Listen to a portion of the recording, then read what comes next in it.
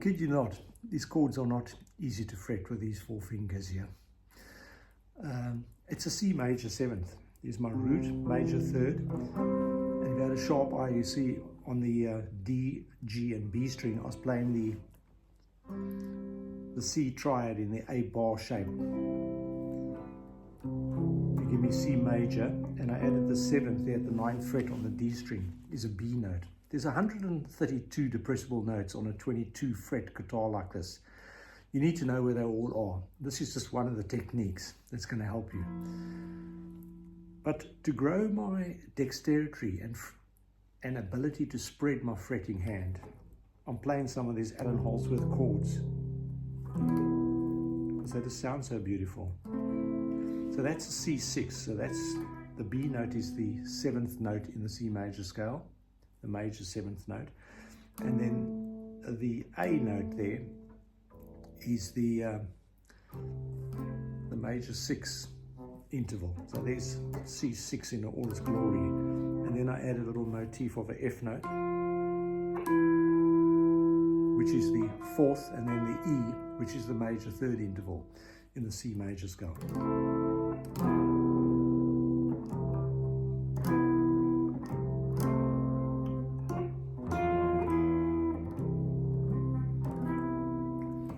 As the late Allen Holdsworth would have done. Now, I'm going to talk to you about the cage system because it's a great way to navigate the fretboard as well, and it teaches you different ways of playing triads.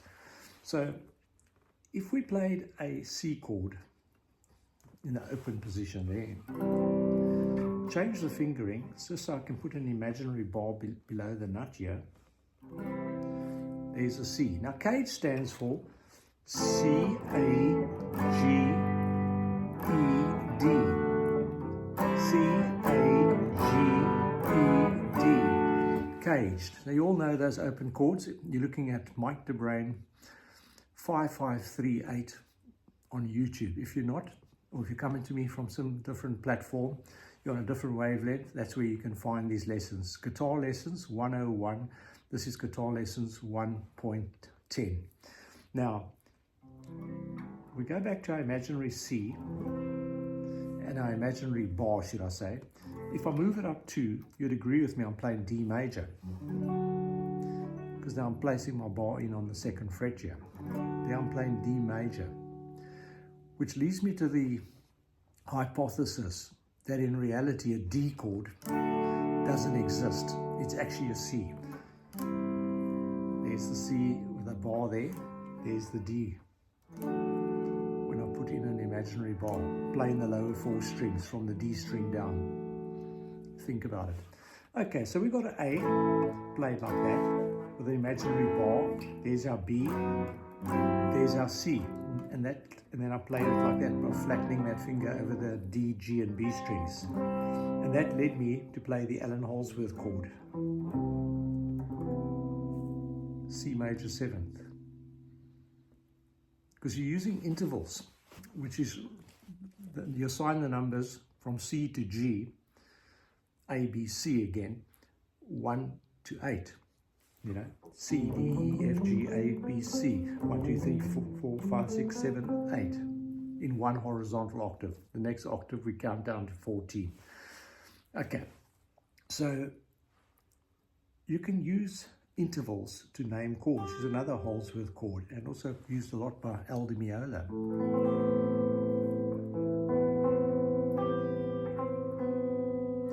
So if I'm calling my root E, I'm playing the major perfect 5th, the B note on the G string. I'm playing the C, which is the minor 6th interval in the E major scale, and I'm playing a G, which is a minor 3rd or 3 frets away from E, also referred to in the next octave, the higher octave, as a sharp 9, because you've got 2 plus 7 is 9, and then to the flat 3rd. You following what I'm saying? A sharp 9. That's, if you walk into a room of musicians, especially jazz musicians, that quickly start talking about those intervals. And you need to know what they're talking about. And that's all that's how you use intervals. Go back to my lesson 101. I actually start talking about intervals. I teach you the anatomy of the guitar, go right into intervals and modes in the same 1 hour lesson. Follow through my lessons. You might, even though you're intermediate or quite advanced guitarist, you might be quite shocked. Because did you know the sound of the late Eddie Van Halen, but did you know it's actually a D minor chord? And it's a D minor augmented. The 5th note is augmented. The A is augmented to the B flat. Okay, so check my lessons out, because you'll get a lot faster if you actually know what you want to achieve. That's the motto of my channel. I might not be able to do these things so well, but I know what I'm talking about. I've spent thousands of hours doing research on YouTube videos to bring you this information in a very simplistic way as my brain processes things into the most basic, understandable blocks. So I've shown you how to play a few exotic chords if you care. It's another nice one. You recognize it from that song by Sting and Dan Miller in their collaboration, the Strings to My Heart. So you got a D, you got the D6, that's a 6 interval. The B note to a D is the 6th interval in the major scale of D. You got the A, which is the perfect 5th, and your major 3rd, the F sharp. So you got D major 6.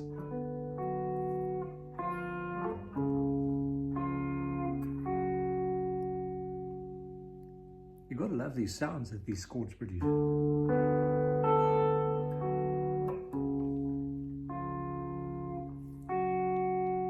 You can do it, and you can actually understand what you're doing. So the advantage here is it teaches you where the notes are. It teaches you what the interval reference, that's a 6th interval. You know, that's a major 3rd, you know, that's a minor 3rd, you know, that's a minor 3rd. It gives you that advantage, because when you want to start doing solos, you can train yourself rote fashion by picking up the needle or rewinding the cassette or rewinding YouTube video and playing along by ear. But that's not really playing by ear. Playing by ear is when the music is literally coming out of your head, out of your brain. Like that completely deaf classical composer.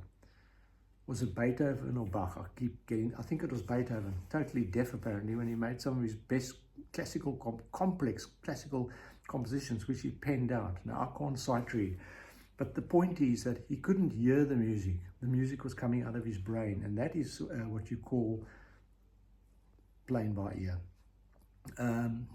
Excuse the pun. But you can do it, because in a very small way I'm finding that I do a lot of my own compositions, which are very, very basic, obviously. But as I grow and get to know intervals, I'm finding that I'm coming up with new sounds. You know, I can hear that before I even think about it.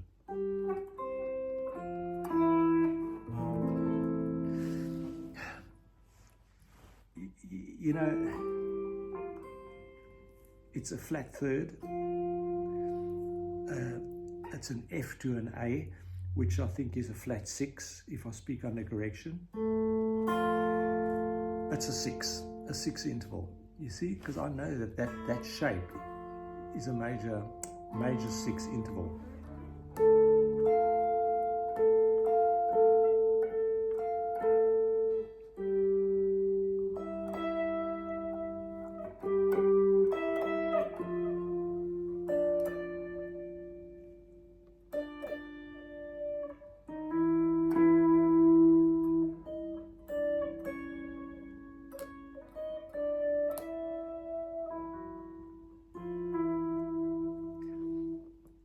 Fumbling there, but I'm getting it, and you'll get it. That comes from a Neil Schon Stoned in Love classic, but I think he plays it in a different key.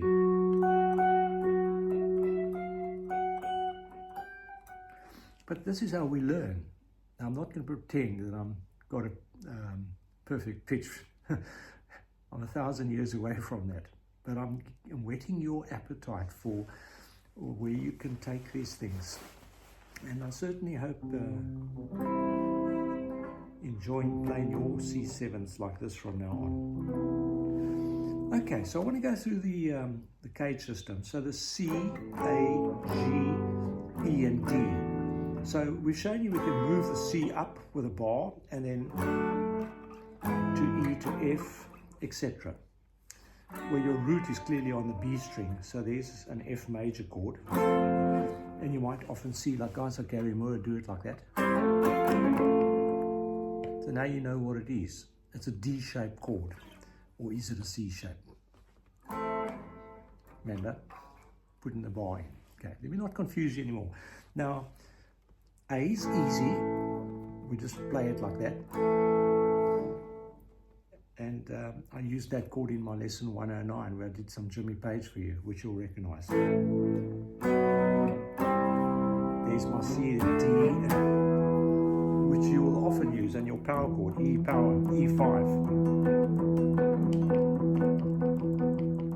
I go Friday on my mind. Easy beats, right here from Australia. Okay, so we got the A, and then we got the E, which you all know, because you know your bar chords, F sharp, G, G sharp, A sharp, or B flat, B, C, etc. So that's your E-shaped bar chords. You know your A-shaped bar chords. And now the one that I want to bring back a reference to, the G. I'm going to play G like that, the old style, the 3-finger version. The modern style is like this, where you press the D note and the G note. But I'm going to go back to the old-fashioned way. It's 50s, 60s way, probably 70s as well. I'm going to bring my proverbial bar sits below the nut there. I'm going to bring it in now. Now I'm going to play you an A. Whoa. There you go. You following where I started with? Then my C. Major 7. So now you know where the late Alan Holsworth got his few of his fancy tricks from. I saw an interesting chord this morning, but I can't actually finger it. No, it's actually how the guys do it, I don't know, but you can go figure it out. You know, if you look at some of my lessons, how to figure out intervals. I've given you a quick, and when you're doing some practice to get your movements, I want to give you a few. I'm going to move on to another subject now about soloing. Some exercises like C minor, because C, second, minor, third.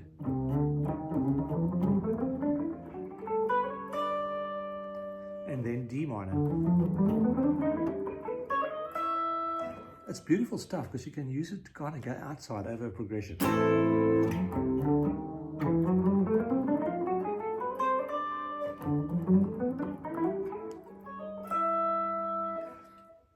You got to love it. And then I've shown you in my other lessons about just a series of diminished, where every note is 1/3 interval, or 3 frets away from the previous note. So I'm coming off the E, D, and B string, and A, G, and E string.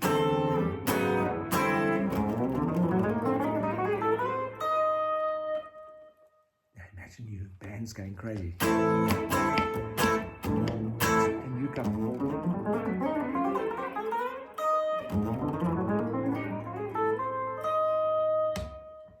I'm sure they'll give you some credit. You're not trying to show off here. You're just playing every minor 3rd interval.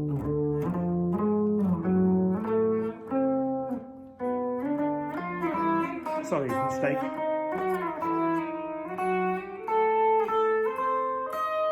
You try and talk and do it. So the starting points are.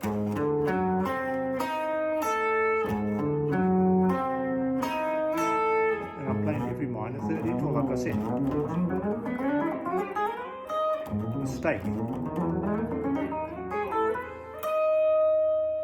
You know you got it right when you end up on the E flat. You're starting on A flat, C sharp, D, D again, F, A flat. we now? F sharp, A, C,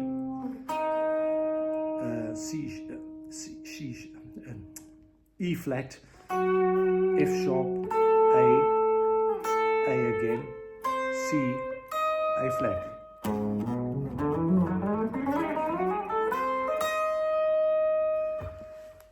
Love this stuff.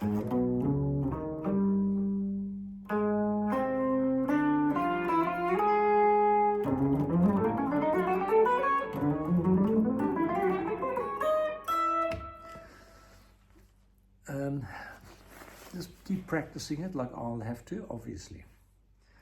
I do hope you find this stuff useful, because it really can be. Practice playing your minor pentatonic. Start with A minor pentatonic on one string.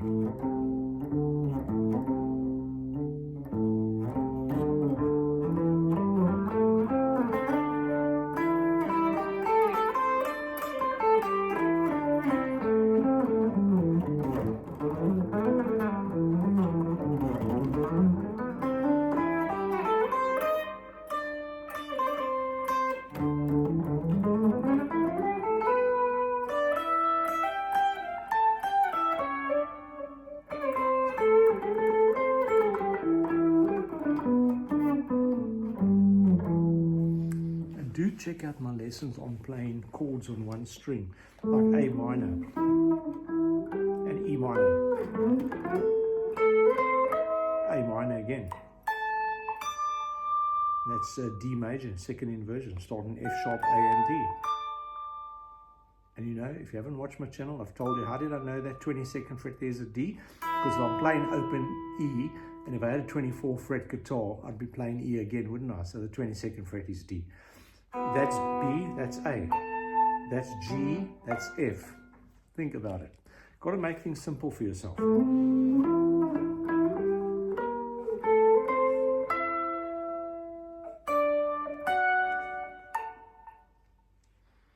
You can do it. Check out the lessons on how to play chords on one string. That was diminished, but that's D minor, D augmented,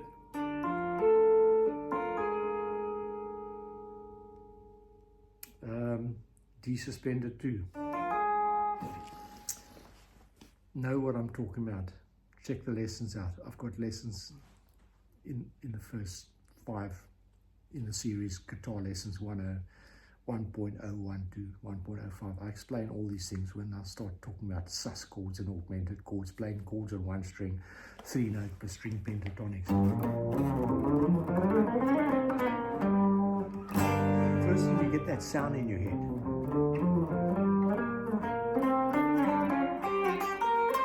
Now that's G minor, and then take it to 4 notes per string.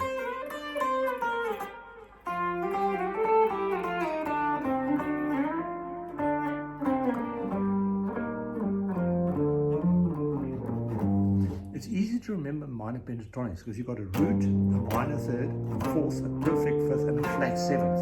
Now the flat seventh is 2 frets below the root, so G and an F, the flat seventh.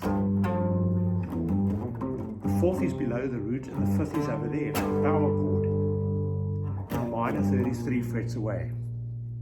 And once you identify the notes, you're on your way.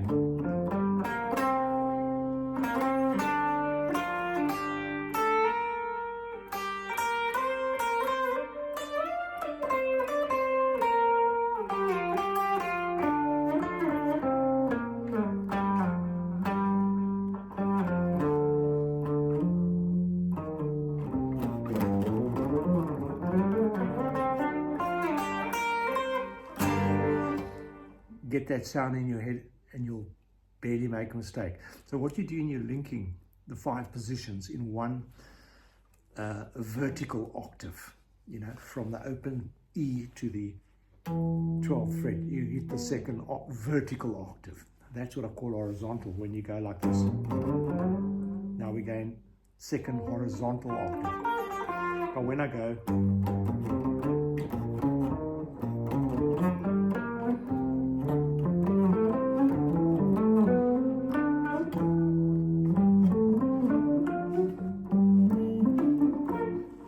vertical. Okay, good luck. Have fun. I'm going to think of more lessons for you shredders, because I know you like this.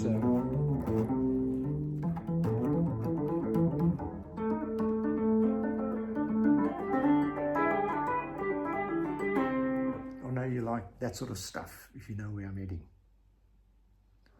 I'm playing 4 notes per string, minor pentatonic.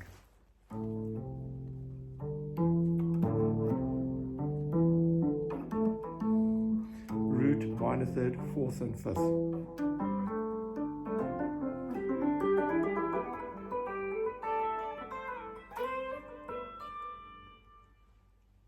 Whetting your appetite for something big for you, because you probably got more time than me. Remember, I'm 65 already, and I've only learned this stuff recently. I was a bit slow, because you know when you get older you learn slower.